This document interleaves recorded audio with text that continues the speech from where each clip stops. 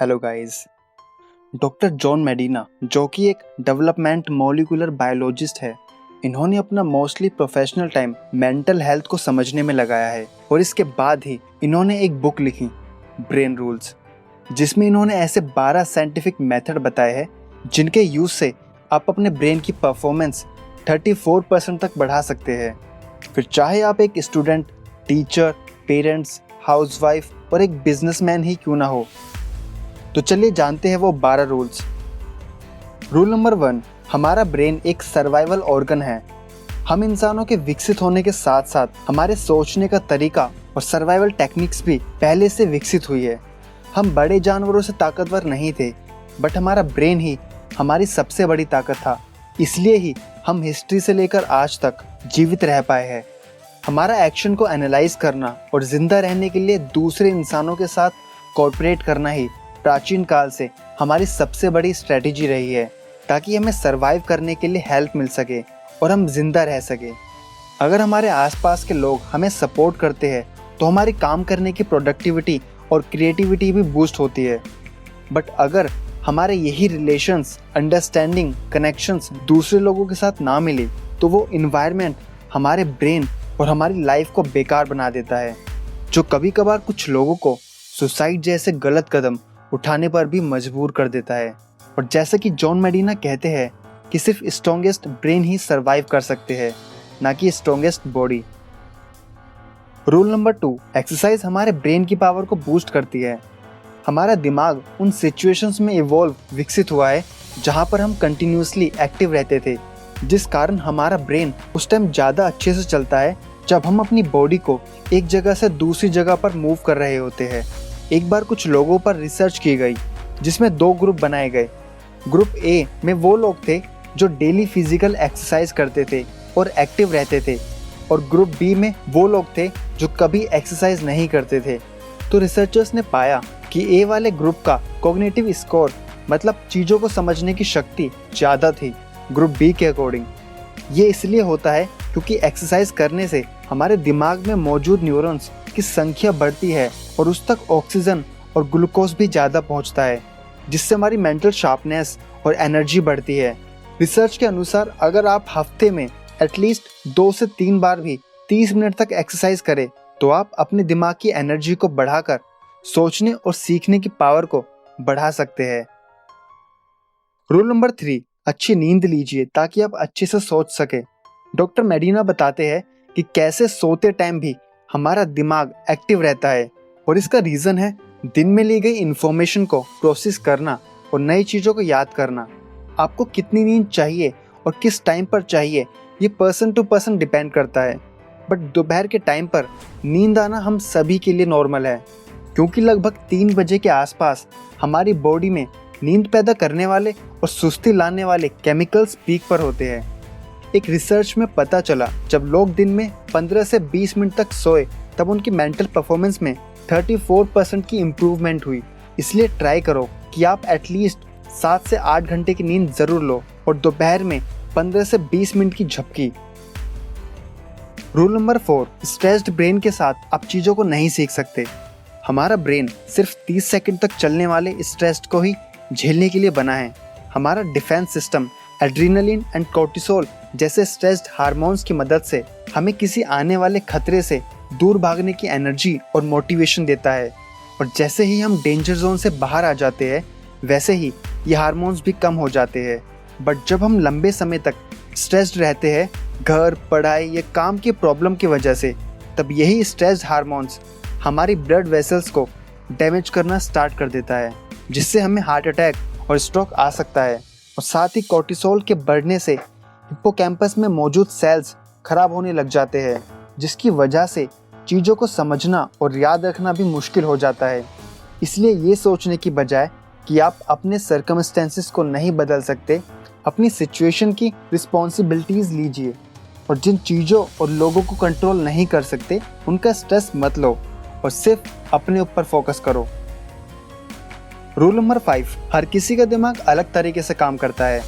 जो भी आप अपनी लाइफ में करते या सीखते हो वो आपके दिमाग को दूसरे लोगों के दिमाग से फिजिकली डिफरेंट बनाता है। यानी किसी भी 2 इंसानों का दिमाग सेम नहीं हो सकता। इसके साथ ही हमारे हर न्यूरॉन का एक अलग फंक्शन हो सकता है। जैसे एक एक्सपेरिमेंट में देखा गया कि जब एक रिसर्चर ने एक सब्जेक्ट को अमेरिकन एक्ट्रेस जेनिफर एनिस्टन की फ़ोटो दिखाई, तब उसके दिमाग में एक न्यूरॉन एक्टिवेट हुआ और वही न्यूरॉन बार बार एक्टिवेट हुआ इस एक्टर की अलग अलग पिक्चर को देखकर, जबकि दूसरी इमेजेस देखते टाइम ये न्यूरॉन एक्टिवेट नहीं हुआ।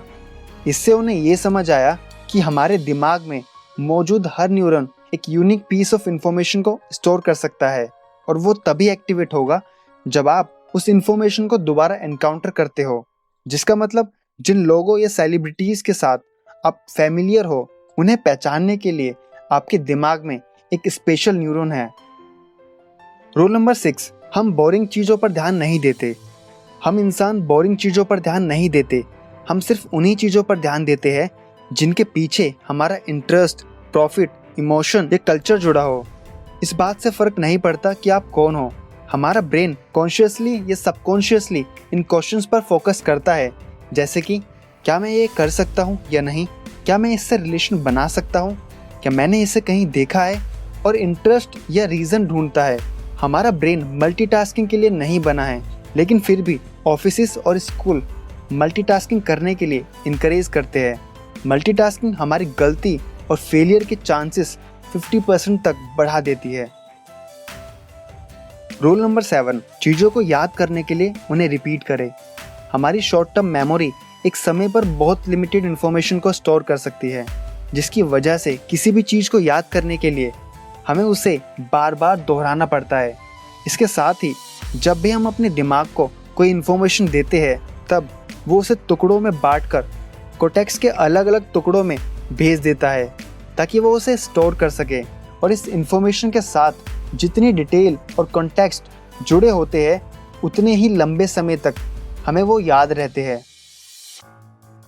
रूल नंबर 8, हमारे सेंसेस एक साथ काम करते हैं तो उनका यूज़ करें। हमारी स्मेल करने की सेंसेस ही बटरिंग पॉपकॉर्न से सीधा हमें मूवी थिएटर की याद दिलाती है, या बारिश और फूलों की खुशबू हमें किसी पर्सन, सिचुएशन या जगह की याद दिलाती है। इसलिए कुछ भी याद करने के लिए पढ़ते टाइम अपने रूम में खुशबूदार कैंडल या किसी परफ्यूम को यूज़ करें, और वही कैंडल या परफ्यूम दोबारा तब यूज़ करो जब आप उस इंफॉर्मेशन को याद करना चाहते हो। तब आपको वो बात जल्दी याद आएगी। रूल नंबर 9, हमारा देखने का सेंस सबसे पावरफुल होता है। हम देखी हुई चीज़ों को ज़्यादा याद रखते हैं बजाय सुनी गई और पढ़ी गई चीज़ों से। आपको बायोग्राफी पढ़कर शायद याद नहीं होगा कि कौन से पेज पर एग्जैक्टली क्या बात ये सिचुएशन लिखी थी, लेकिन अगर उसी बायोग्राफी पर कोई फिल्म बनी होगी तो उस मूवी के सीन्स आपको अच्छे से याद होंगे, क्योंकि हमने अपनी हिस्ट्री में जानवरों, खाना, खतरा, सिचुएशंस और इंसानों को देखने के बाद ही जाना है कि हमारे लिए क्या सही है और क्या नहीं, और फिर उसी विजुअल पावर को हमने आर्ट में कन्वर्ट कर दिया ताकि हम चीज़ों को विजुअली याद रख सके। रूल नंबर 10, म्यूजिक हमारे ब्रेन को और स्मार्ट बना सकता है। कई स्टडीज़ बताती है कि म्यूजिकल ट्रेनिंग लोगों की reading ability, maths, emotional intelligence और लैंग्वेज प्रोसेसिंग को इम्प्रूव कर सकती है, और म्यूज़िक सुनना हमारी वोकैबुलरी और वर्किंग मेमोरी को इम्प्रूव कर सकती है। और ये बेनिफिट अलग अलग एज ग्रुप में भी देखने को मिलते हैं। ये इसलिए होता है क्योंकि म्यूज़िक भी हमारे अंदर इमोशनल अराउजल, काम करने की उत्तेजना को बढ़ाता है, जिसकी वजह से हमें अपनी कई अलग अलग स्किल्स में टेम्पररी बूस्ट मिल जाता है। रूल नंबर 11, आदमी और औरत का दिमाग अलग होता है।